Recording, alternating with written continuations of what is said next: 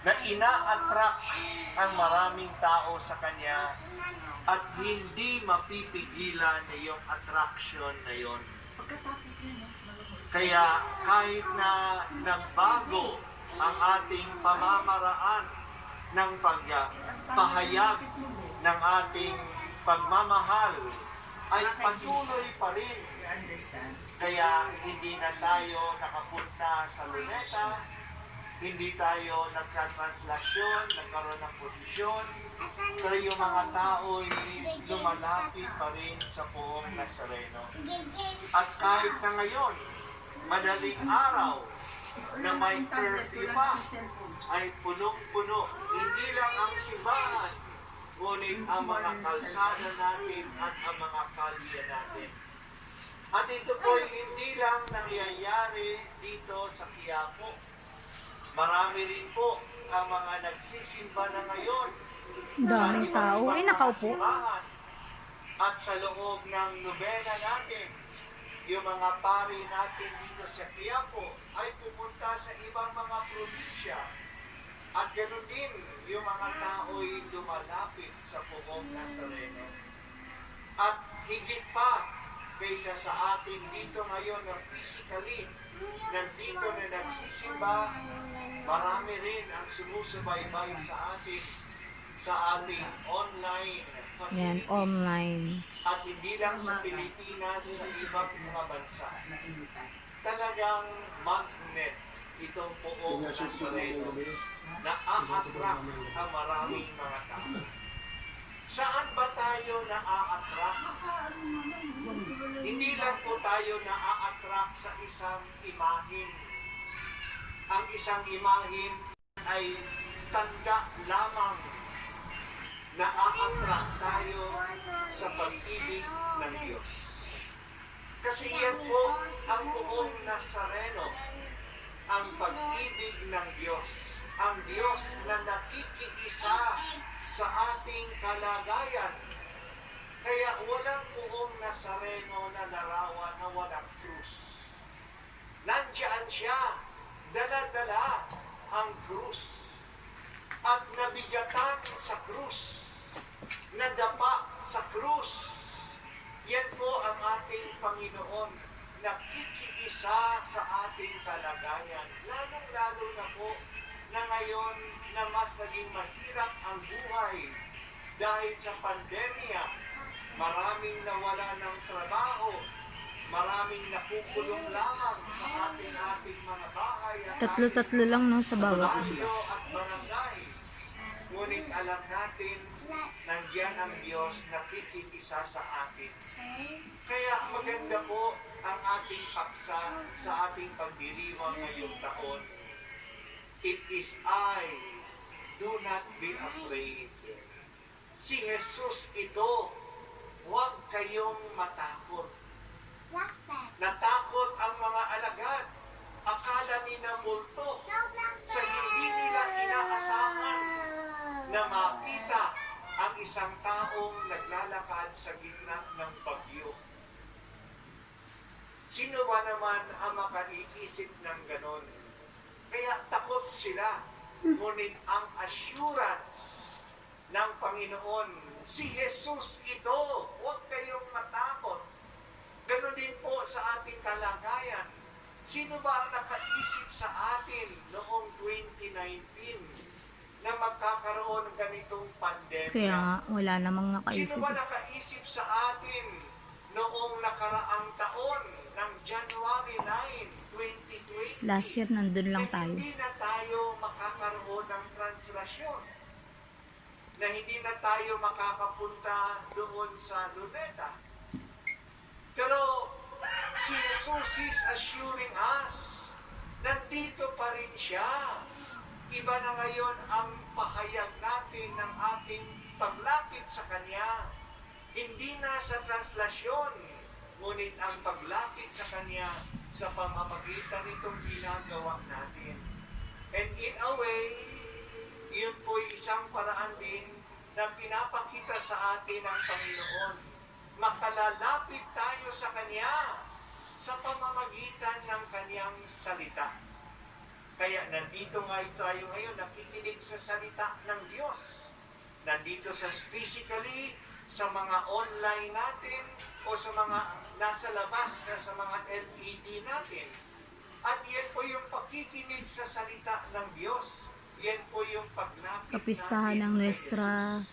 Nuestro Kasi Padre maliwanag po Jesus sinabi ni Nazareno. Jesus, kung mahal niyo ako, sundin niyo ang aking mga utos. At hindi natin masusunod ang kanyang utos kung hindi tayo nakikinig sa kanyang salita, Ikasyam ng sa iyer. kanyang sinasabi sa atin.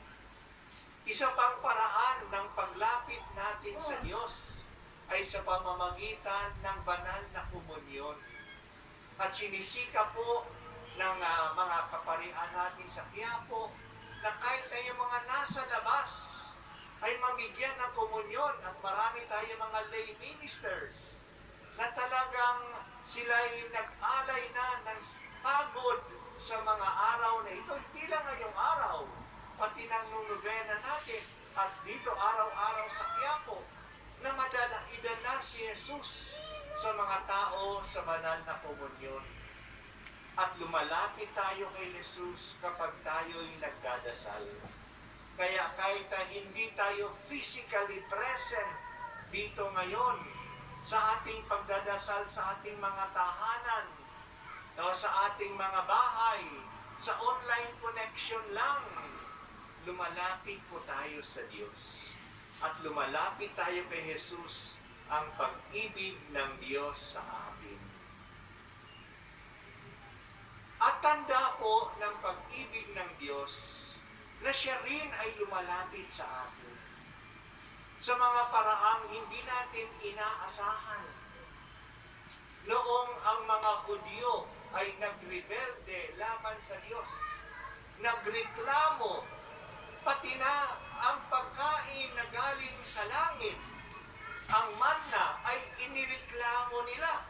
Sawa na kami sa ganitong pagkain.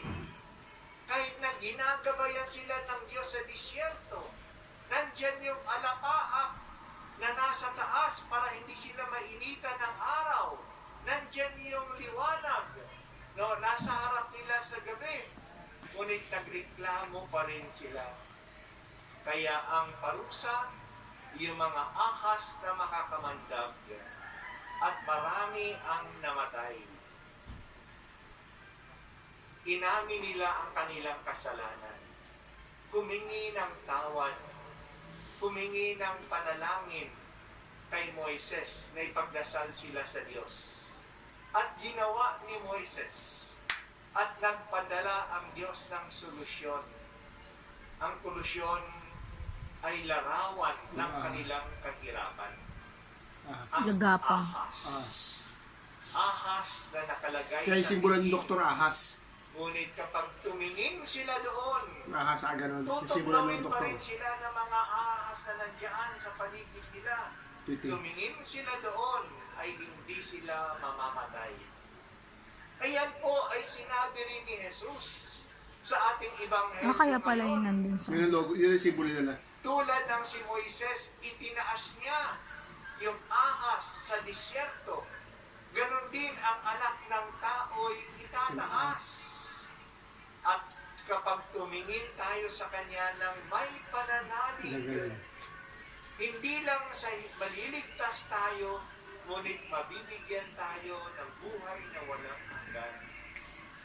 At iyong pagtataas kay Jesus, yan yung pagtataas sa krus.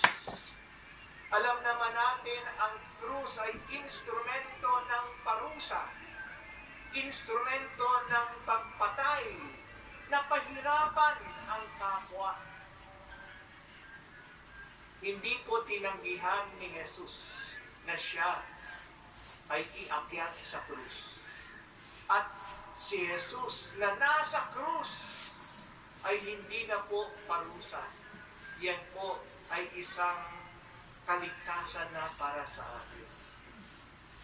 Mga kapatid, sa ating buhay, Lagyan ng patuloy bulkasil, pa rin takpan, tayo pariya tulo. naghihirap. Kahit Palitan na ng ano nagsimba yan, tayo gasket. ngayon Ganun. dito sa Magkano yun? Pugong Nazareno, Mura lang yun, pagbalik papel lang natin yun eh. ang bahay, Magkano? Mga kung 20 wala tayong or trabaho, 50. 50 pesos? Wala tayong trabaho. Hindi palitan na. Kung hirap tayo, nandyan pala yung kahirapan. Ang pagkakaiba lang mga Palitan na. kapatid, ilagay natin si Jesus sa ating kahirapan. Ayun no, ito naman. At yan po ay magdadala sa atin ng kaligtasan. Si Jesus ang ating kaligtasan. Hindi natin tinatanggihan. We do not deny the sufferings that are with us. But put Jesus there. Ilagay si Jesus. At matra-transform po yung ating kahirapan ay naging paraan ng ating kaligtasan. Tulad na ngayon, dahil po sa pandemic, Wala, hindi ko hindi mawa. na natin magawa ang tradisyonal na ginagawa natin.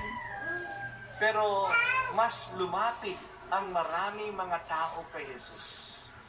Mas napakita natin ang ating pag-ibig sa Kanya.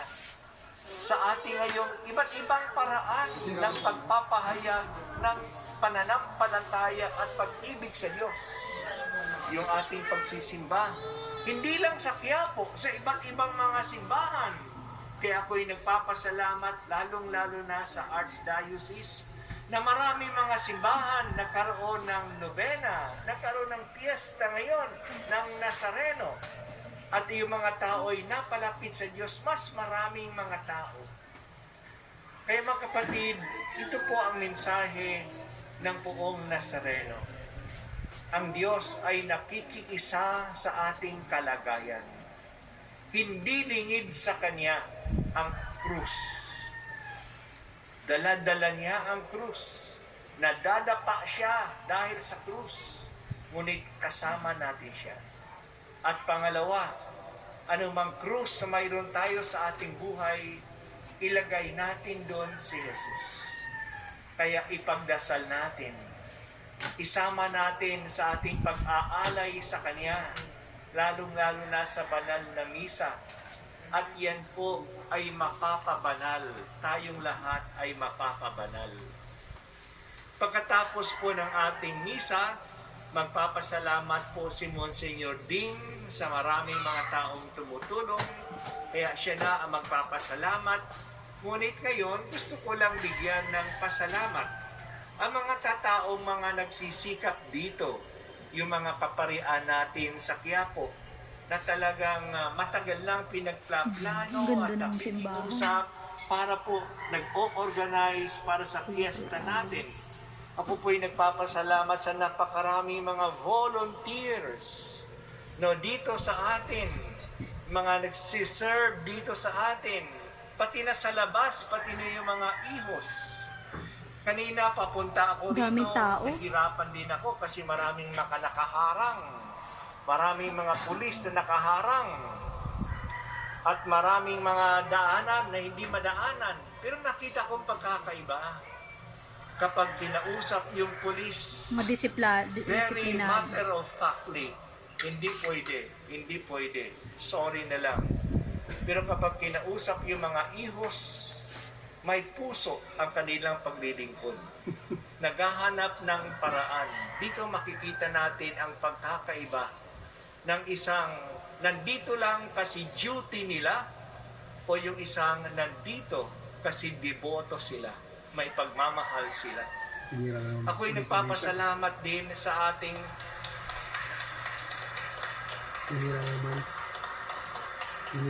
Ako'y nagpapasalamat din sa ating local government, pati na national government. Sila din po'y abala sa atin.